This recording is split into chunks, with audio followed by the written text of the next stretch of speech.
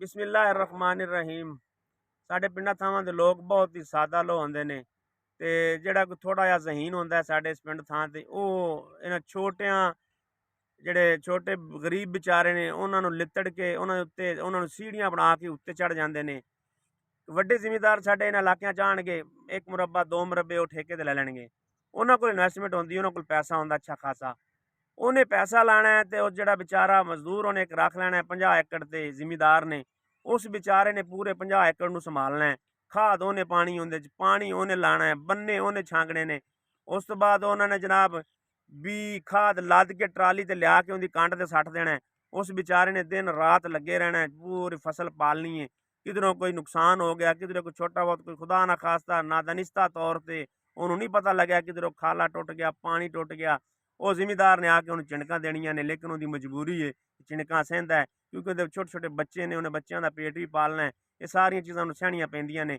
लेकिन मैं जिमीदार साहबान उन्होंने एक अपील करांगा कि इहो जिहे लोगों का ख्याल रखा करो, इहो जिहे लोगों को अपने कोल बिठाया करो। अगर तुसीं उन्होंने अपना मजदूर रखिया है, उन्होंने बिठाओ कोल, रोज़ उहदे कोल पुछो तेनू घर मसला तो नहीं। उन्होंने अगर कोई माली जरूरत है, थोड़ी बहुत हैल्प कराया करो तनख्वाह तो हट के भी, क्योंकि तुहाडा 50 एकड़ पाल रहा। 50 एकड़ का मतलब कम अज़ कम तुहानू सालाना 50 लाख रुपया कमा के दे रहा है। बंदा एक काम कर रहा, तुसीं ते उत्ते बैठे सिर्फ उन्होंने गाइडलाइन दे रहे हो, उत्ते बह के उन्होंने हदायत दे रहे हो। जिवें एक चरवाया बकरी नूं हाँक रहा, तुसीं उस तरह बिल्कुल उन्होंने हाँक रहे हो।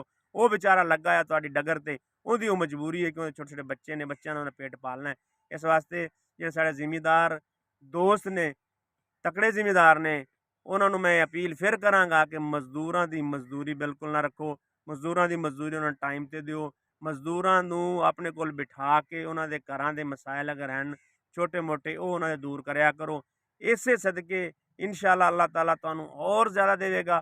और उन्हां दी दिल चों निकली दुआ वो आसमान अर्श पाड़ के इंशाअल्लाह अल्लाह दी ज़ात दे कोल जाएगी, क्योंकि माड़े बंदे दी दुआ बहुत जल्दी अल्लाह दी ज़ात कोल अपड़दी है। इंशाअल्लाह वो तुहानू दुआवां देणगे, तुहाडा सारा सिस्टम अगे नालों बेहतर चलेगा।